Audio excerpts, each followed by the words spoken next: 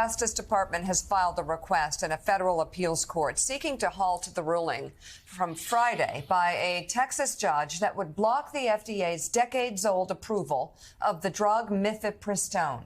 As of now, that ruling is set to go into effect by the end of the week. The Biden administration asked the Fifth Circuit Court of Appeals to put the Texas ruling on hold by Thursday to allow more time for the case to go through the appeals process. The appeals court later asked the plaintiffs in the Texas case to respond to the Justice Department's request by midnight tonight.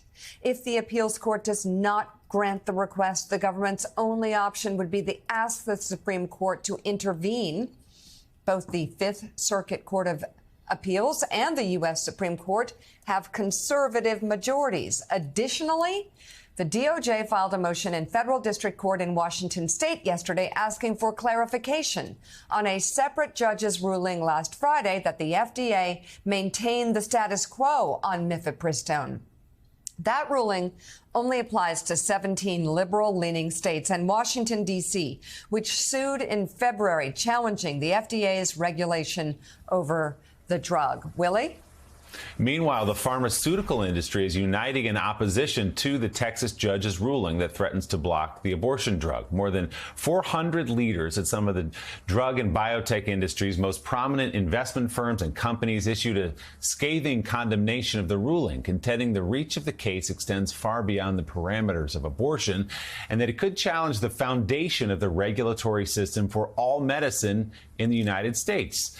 Statement reads in part, if courts can overturn drug approvals without regard for science or evidence, or for the complexity required to fully vet the safety and efficacy of new drugs, any medicine is at risk for the same outcome as mifepristone. Most of those who signed the letter are not involved in reproductive health, and none of the companies manufacture that drug. Claire, it's very telling that at last check, exactly one Republican senator, Cindy Hyde-Smith of Mississippi, came out in support of this Texas judge's ruling.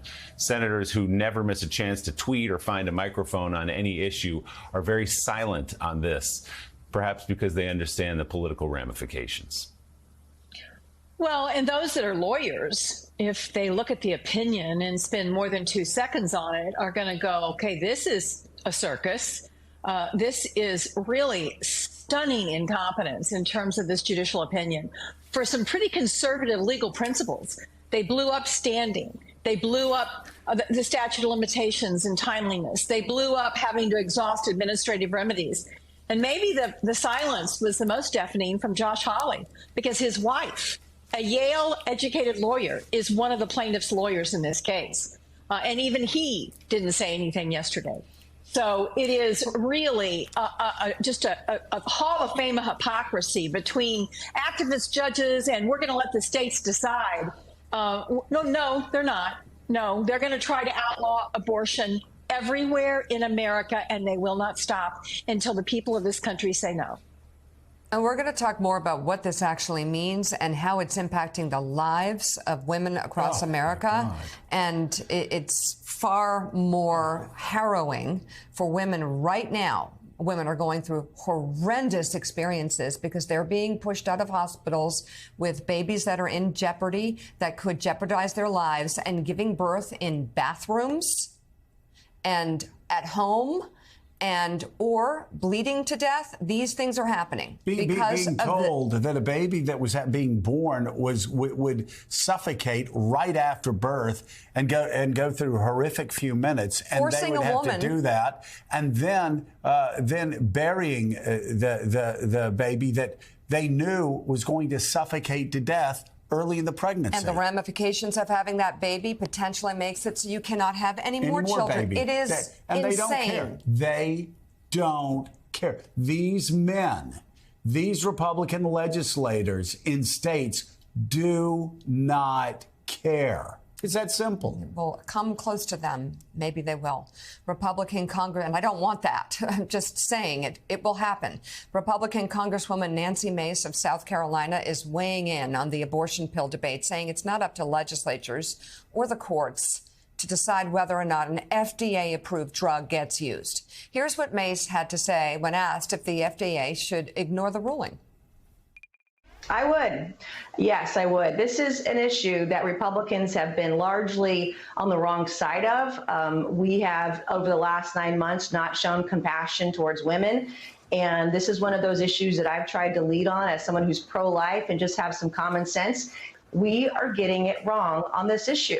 We've got to show some compassion to women, especially women who've been raped. We've got to show compassion on the abortion issue because, by and large, most of Americans aren't with us on this issue. Yeah, most of Americans aren't. That's an overstatement, especially an understatement, especially John Della Volpe, as you know better than anybody, because that's what you study, younger voters.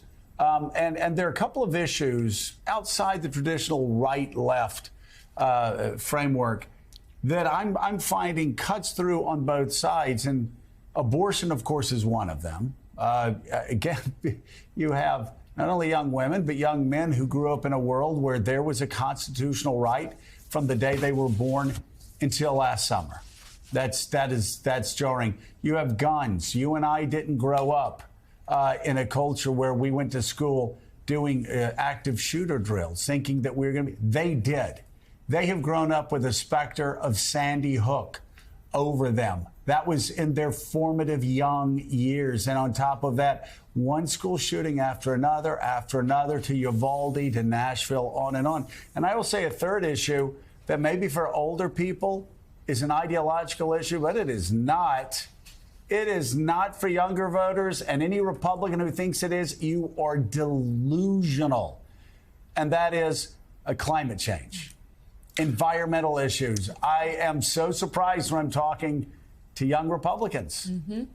Young Republicans will just throw out the environment there. Just talk about the environment. Very few are carrying big oil's water these days because they see the stats. They see the shocking stats that year after year after year after year, it keeps getting hotter and hotter and hotter. And there are no correlating years that cool down. It's creating a perfect storm against Republicans. And I do wonder, John, when are they going to wake up? I don't know, Joe. This is as much about physics today, I think it is about politics. Right? For every action, for every time they strip away basic rights and freedoms of Americans, not just young Americans, but all Americans, they're met with an equal and opposite and far more powerful force of young people. We saw that in this past week in Wisconsin. We saw this clearly kind of in Nashville as well. I'm not sure when they're going to wake up. But there's a fourth issue, Joe, and we just released a poll today at my company, Social Sphere. And that fourth issue is a recognition that systemic racism exists in this country. Those are now not three, but four fundamental issues that are essentially kind of a table stakes, I think, the 2024 election.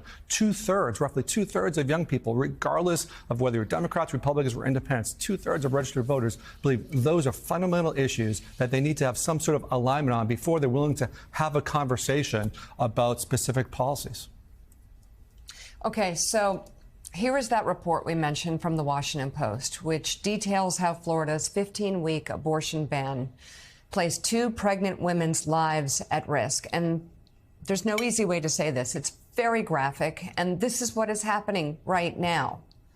The 2 women who both suffered pregnancy complications that left their pregnancies non-viable were declined treatment by Florida hospitals due to the state's ban. They both suffered from what's called PPROM, the preterm pre-labor rupture of the membranes, a rare condition that can cause significant complications, which can threaten the life of the mother. 36-year-old Anya Cook suffered PPROM at 16 weeks. 6 weeks before a fetus would be viable outside the womb. On the day her water broke, Anya spent an hour in the waiting room at the Broward Health Hospital in Coral Springs. Amniotic fluid was dripping onto the floor of the waiting room as she waited. When the doctor finally saw her, he delivered the distressing news. They said Anya was experiencing PPROM, and because of the state's abortion law, he could not induce labor. She could not stay at the hospital. She said she was told this as well. Because she was so early in her pregnancy, she recalled the doctor saying there was no chance her baby would survive. The doctor at Broward told her to go home and return immediately if her symptoms worsened, according to medical records. Now, a nurse offered some antibiotics to minimize the chance of infection, Anya recalled, then promised to pray for her. The next day, Cook delivered a stillborn fetus on her own in the bathroom of a hair salon. This is so barbaric. What Republicans in state legislatures are doing is so barbaric. And Republicans know that. Well,